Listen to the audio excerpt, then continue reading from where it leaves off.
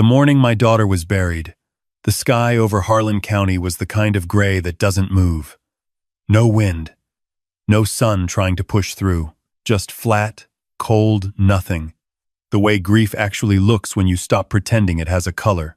I stood at the graveside with my hands folded in front of me, and I did not cry. Not because I didn't want to. Not because I was strong.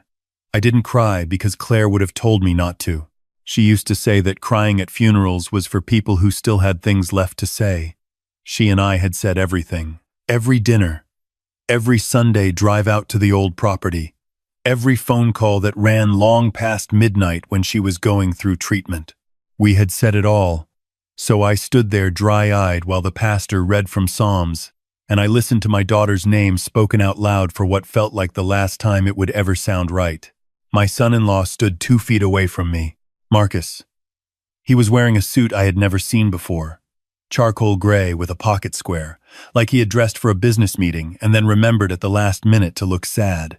He had one hand on his chest and he was staring at the casket with an expression I had spent 4 years trying to read and never quite could. Not grief. Not love. Something performed. Something calculated behind the eyes, even when the jaw was set just right. After the service, when the crowd had thinned and people were walking back toward their cars, he stepped beside me. He didn't put his hand on my shoulder. He didn't say he was sorry. He leaned close. Close enough that I could smell his cologne. Something expensive that Claire had never mentioned buying him. And he said, very quietly, "The lawyers are drawing up the paperwork this week. I think it's best if you step back from the business. You can keep your personal accounts, but the company is mine now. I'll need your keys by Friday." I looked at the hole in the ground where my daughter was about to be lowered. "All right," I said. He blinked, straightened. He had expected something different. An argument, tears, an old man's desperation. He got none of it, and that made him nervous in a way he was too proud to show. He nodded once, like we had agreed on something reasonable, and walked toward the line of black cars. I stayed until the gravediggers came. I watched them finish their work. I said goodbye to Claire the way she would have wanted, quietly, without theater. Then I drove home. Not to the house I had shared with my wife before she passed. Not to the house where Claire had grown up, but to the old property on Route 9, the 40-acre parcel that had been in my family since my grandfather broke the ground there in 1951. I sat on the porch of the old farmhouse until the sky went dark, and I thought, Marcus Holt had married my daughter 6 years ago. I had liked him well enough at first. He was sharp, ambitious, knew how to carry himself in a room. When I brought him into Carver Hardware and Lumber, the company my father and I built from a single-bay shop into a regional supplier with 12 employees and contracts with 3 county school districts, I thought I was giving Claire a partner who would grow alongside the business. I thought I was investing in something that would outlast me. What I did not know then, and what I learned slowly, and then all at once, was that Marcus had never loved the business. He had loved what the business represented. He had loved the number on the balance sheet, the name on the deed, the idea of inheriting something without having to build it, and he had loved someone else entirely. Her name was Renee Pollard. She had come on as our bookkeeper 3 years ago, referred by a vendor I trusted. She was good with numbers, prompt, professional. What she was also doing, I found out much later, was helping Marcus slowly restructure the vendor payment system to skim from receivables. Small amounts. Careful. The kind of thing that takes years to notice if you're not looking. I had been looking, not because I suspected Marcus at first. I started looking because Claire got sick. Pancreatic cancer. Diagnosed 14 months before she died. And when a man knows he might not have long, or when he watches someone he loves run out of time, he starts thinking about what he leaves behind. I had been meaning for years to modernize the legal structure of Carver Hardware, put it in a proper family trust, protect it the way my grandfather should have protected the farmland and didn't, and lost half of it to a cousin's debt in the 1970s. 3 days after Claire's diagnosis, I called an attorney named Patricia Wald. I had known her for 20 years. She was the kind of lawyer who didn't speak much, but charged accordingly, and was worth every cent. I told her I wanted to restructure the business, put it under a family LLC with a clear succession plan, and I wanted it done quietly. She asked me 2 questions, wrote down my answers, and got to work. Over the next 11 months, while Claire was doing treatment, while Marcus was playing the devoted husband at the hospital, and then driving 40 minutes south to see Renee Pollard on Tuesday and Thursday evenings, I signed documents. I reorganized. I transferred assets. I documented. I also hired a man named Dale Forsyth, who had retired from the county sheriff's department and now did private investigative work out of a beige office above a dry cleaner on Main Street. Dale was 63, same age as me, and had the kind of face that people forgot immediately after talking to him, which made him exceptional at his job. I told him to follow Marcus Holt. I told him to find whatever there was to find. I told him to take his time and be thorough. Dale took 7 months. He was thorough. By the time I was standing at Claire's grave listening to Marcus tell me to hand over my keys by Friday, I already knew about Renee. I already knew about the money. I already knew that Marcus had been in contact with a commercial real estate broker about the Route 9 property 3 months before Claire died, while she was still alive, while she was still fighting. He had wanted to sell the 40 acres to a developer who was buying up rural land along that corridor for a distribution center. The parcel was worth somewhere around $1.8 million in the current market. Marcus had not mentioned this to me, or to Claire. He had simply made inquiries. I knew all of this on the day he whispered to me at my daughter's funeral, and I said, "All right." Friday came. I brought my keys to the office on Millbrook Road, the building I had expanded twice and paid off in full 11 years ago. Marcus was there with a man I didn't recognize who turned out to be his personal attorney, a young guy in a tight suit who kept looking at his phone. Marcus took the keys. He shook my hand. He had the grace, or the strategy, to look slightly uncomfortable. "We'll make sure you're taken care of," he said. "There's a small consulting arrangement in the paperwork. It's fair." "I'm sure it is," I said. I drove back to Route 9. I sat with a cup of coffee and called Patricia Wald.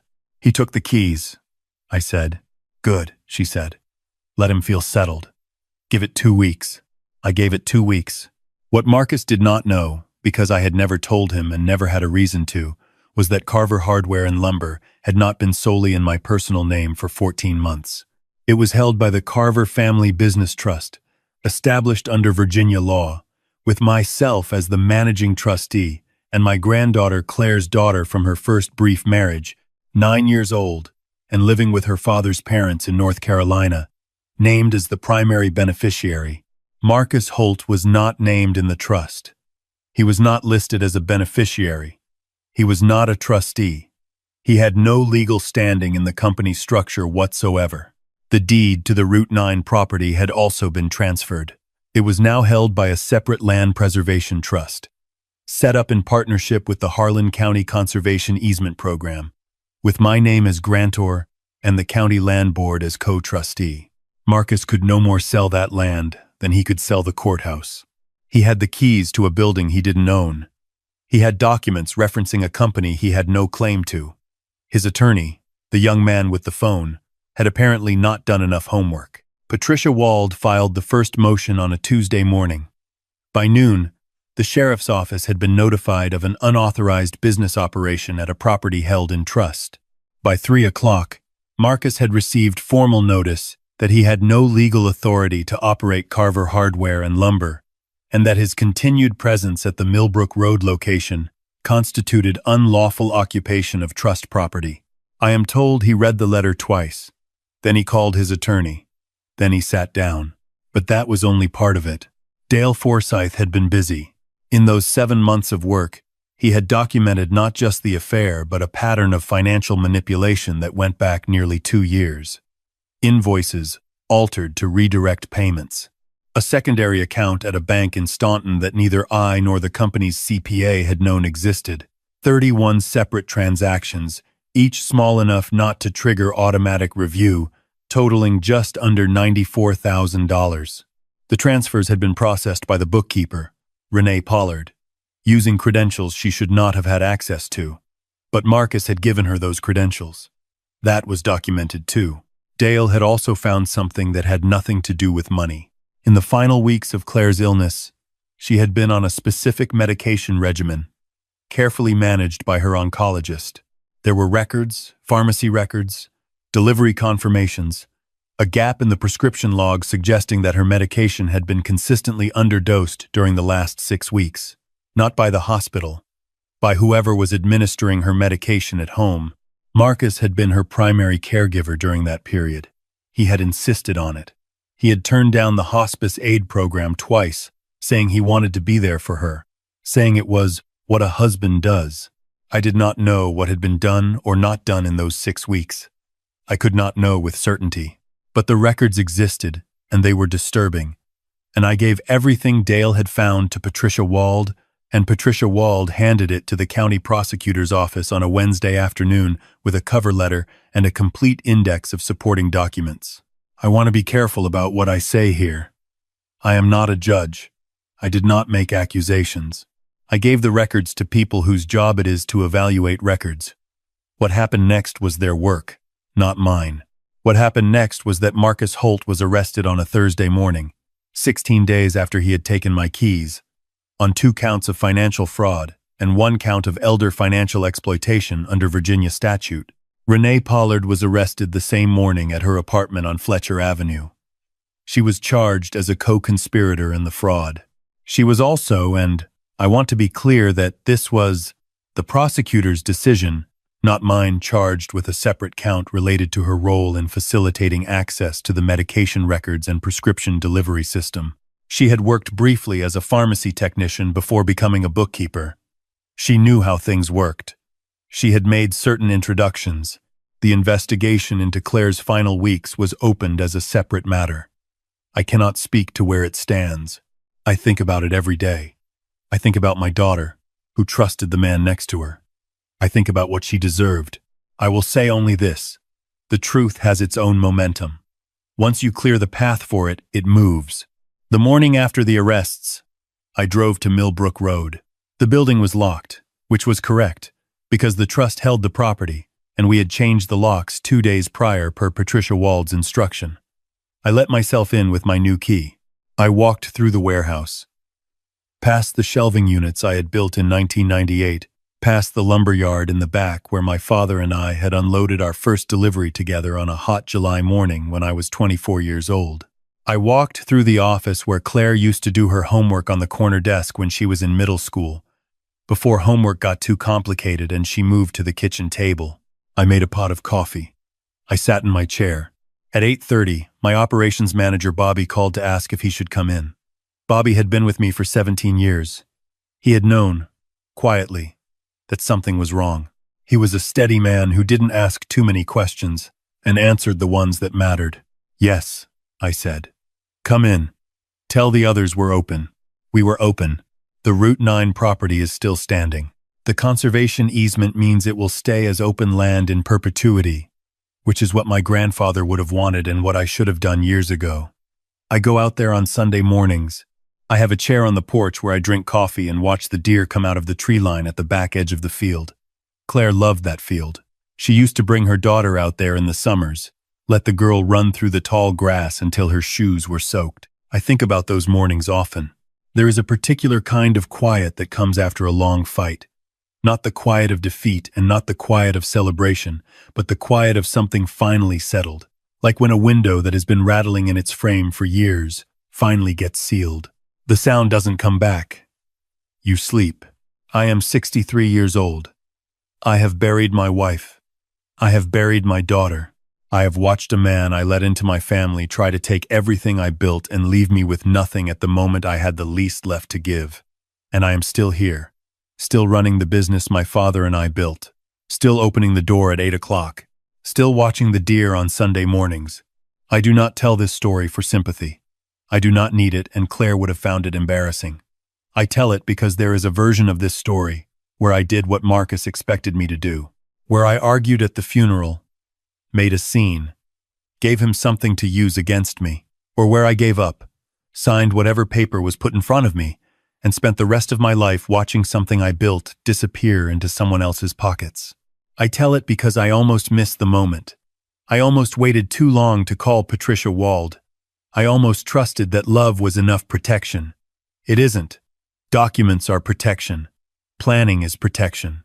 The time you spend quietly making things right before the storm hits, that is what saves you. My grandfather did not know that. He shook hands and trusted cousins and lost 40% of his land. My father knew it a little better, but still left things in a drawer instead of a trust. I learned it the hard way, slowly, through grief, and through watching someone I chose wrong. If you are watching this and you have built something, a business, a farm, a home, anything worth keeping, I am asking you to make the call today. Not next month, not after the holiday, today. Call the attorney. Get the documents in order, because the people who want what you have are counting on you to wait. My daughter's name was Claire Ann Carver. She was 41 years old.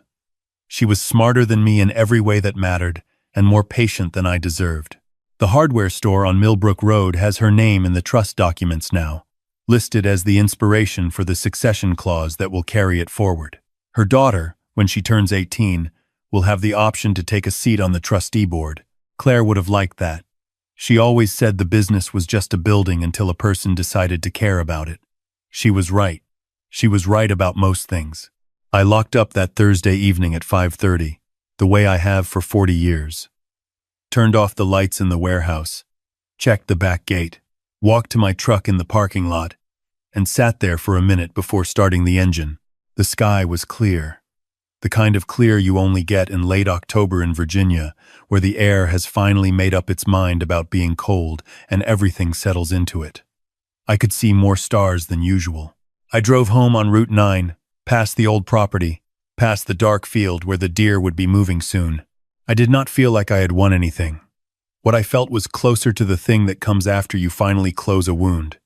Not happy, not triumphant, just finished, just done. That, I think, is the closest thing to justice that's available to most of us. Not a verdict, not a sentence, not a courtroom.